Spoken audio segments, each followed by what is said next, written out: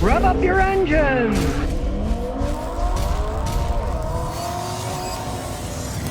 John Halverson says, Scotty, how do I convince someone to let me have a mechanic check a used car out? Well, tell him you're not going to buy it unless a mechanic checks it out.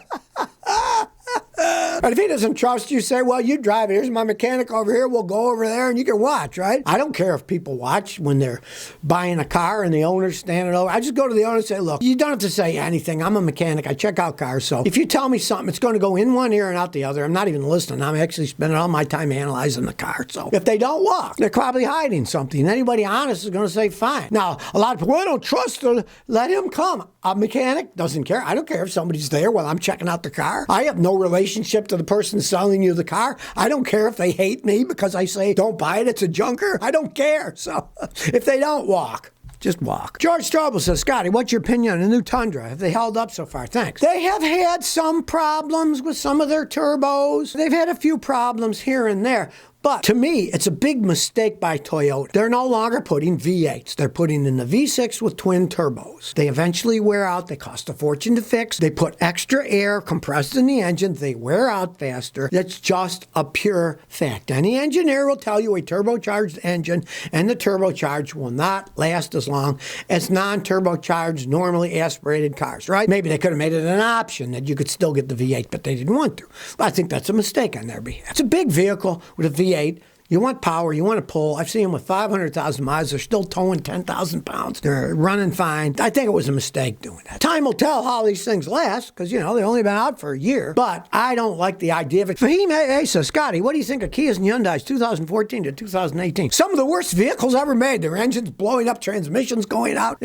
I am not a Korean car fan. They just don't have the quality. They started making them in the United States, and then the engines in the United States that were made were having problems. They blamed it on some machine there that wasn't making things right and was leaving metal filings, and the engines were blowing up. And then Kia was a real stinker. They're supposed to replace them, but they got all kinds of rules and what they will. And you're out of this mileage or age. I'd stay away from them. If you own one, what the heck? Take care of it. But if you don't go out and buy one. You're wasting your money. You get an older Toyota or older Honda.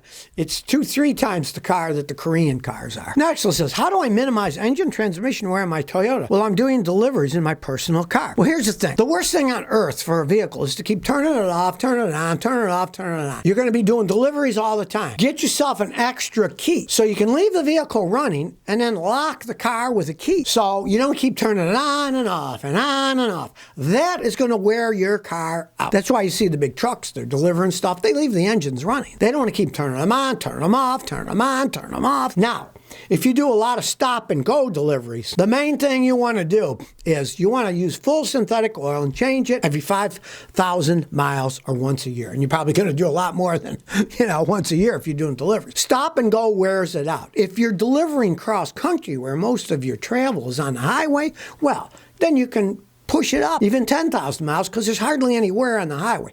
But if you're doing stop and go deliveries, you want to change your engine oil and filter about every 5,000 miles because that's going to make it last the longest. And your automatic transmission, I would change the fluid probably every 40,000 miles. And if it's got a filter you can access, I would change the filter. See what yours has and then change the fluid and filter in a tranny about every 40,000 miles. Andy Diz says, what are your thoughts on the 98 Toyota Avalon with 186,000 miles? They're great cars that can run a really long time. But talking about a 98, a lot of those had leaking power steering racks. So if you're looking at one, jack it up, go to where the power steering boots are by each rack, by the outer tie rods, squeeze them. If fluid leaks out, it means it's leaking, you're going to have to replace the rack. And if you like the car, that costs, to do it right with a new one, you're looking at almost a couple of grand. You would take that off the price of the car if that was the case. But if it isn't leaking, those are really well-made cars. Now, it's old. It's a 98. You want a guy like me to check it out, see if it was wrecked, flooded, stolen, whatever. Have a mechanic check it out. But if power steering rack isn't leaking, they can be really good cars. Isaac Reyes says, Scotty, my 2010 Ranger, the battery light turned out. It could be a battery or alternator. I have a battery tester. It says the battery's 86%. Your alternator's not charging the battery. That's why the battery light is on. Now, when I was a kid, it made more sense. The light said alt for alternator,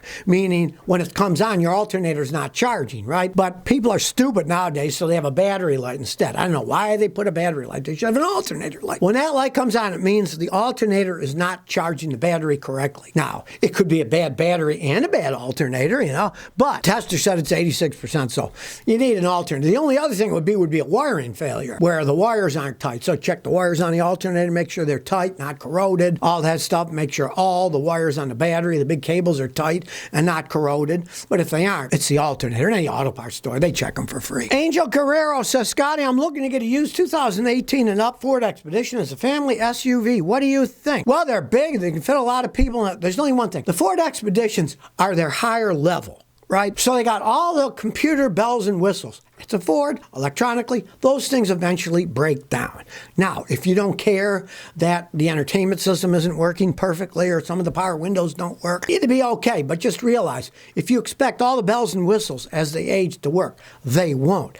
Now, they're pretty solid built. They're gas hogs, but they're pretty solid built. They can last quite some time. I have had customers buy them with 90,000 miles, and then 190,000 miles, they're still driving them, and they're pretty good vehicles. They love them, right? On the other hand, I've never had anybody buy one with like 190,000 miles on it and like it, because then they start falling apart. The transmissions will wear out, the engines will wear out. So be leery about too high mileage on them too. They're not like, say, a Toyota Sequoia that might go 400,000 or 500,000 miles with hardly any problems at all. Here we go again with companies making super expensive cars. Cadillac is now testing an electric vehicle that they say is going to be even higher than the Cadillac Lyriq. So they keep thinking people have more and more and more money to spend for these stupid electric cars. They've already said that the 2023 Lyriqs are now going to be 2024 models. You can barely get these things out, and yet they just keep saying, we're going to make more and more expensive ones. And of course, it's going to be a Cadillac crossover. They're all nuts about crossover vehicles.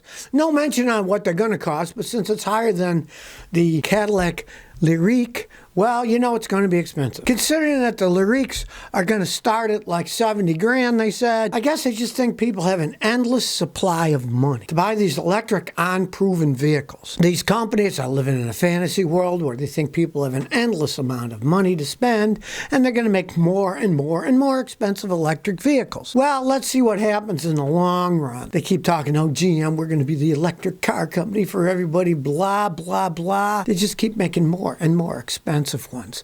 They're always thinking, oh yeah, everybody's going to buy these super expensive cars. And for a big shock when they find out that the people aren't going to be willing to shell out all that money for an unproven electric vehicle. Yeah, there's always a few people that want to be the guinea pigs that have more money than sense, but is the average person going to buy one of these things? Only time will tell, but I'm predicting no. They won't. Well, just to see how insane our country has gotten, Oregon is now having a bill, which is under consideration, to let drivers fuel their own cars. Come on, Oregon, join the 21st century. Heck, join the 20th century. Go back even to the 20th century. Everybody pumps their own gas. But in Oregon, they got a law that they can't pump their own gas. They have in Jersey, too, in New Jersey. Now, I can understand New Jersey. It's so corrupt. It's a way they can have guys pump the gas, charge more money, make more profit, screw over the consumer, right? They're introducing a bill in Oregon that would force gas stations to offer the same price whether the intended pumps it or you pump it yourself. They're not going to have people pump the gas if you can pump it yourself at the same price. When you go to a place where they pump your gas now, they charge you a whole bunch more for it. When I was in Houston, River Oaks, they charged about $1 a gallon more if they pumped it instead of you, right? I mean, some kind of a weird throwback for rich people who don't want to get their hands dirty, I guess. I find it hilarious that now they got to get a bill. They got to all argue over to pump gas in Oregon. Come on, Oregon. What's going on in this country? It's like, it's gone insane. It's gone totally insane. Maybe they'll pass it, maybe they won't. I'll follow it up to see if they do pass it and let people in Oregon actually pump their own gas. Enter the 20th century, even though it's the 21st century now. Shatia says, is the Honda City 2005 a good car? Yeah, there's nothing wrong. If you like small cars, those are, in the United States, seen as subcompact cars. They're excellent cars. They got little bitty four-cylinder engines, but man, they can last a really long time. Honda makes excellent engines. The Honda City's never made it big in the United States because Americans generally want bigger vehicles. Smaller vehicles, most Americans don't want. Like take the Fiat 500. They came in the United States after being gone for a couple of decades. They're selling these Fiat 500s, and I think the second year they sold like 55,000 of them. But only a certain amount of people wanted them. Now they don't sell them in the United States anymore. Americans really aren't into small cars, but for a small subcompact car, the Honda Cities, they're excellent vehicles. You don't mind a small car like that? Hey, there's nothing wrong with them. So if you never want to miss another one of my new car repair videos, remember to ring that bell.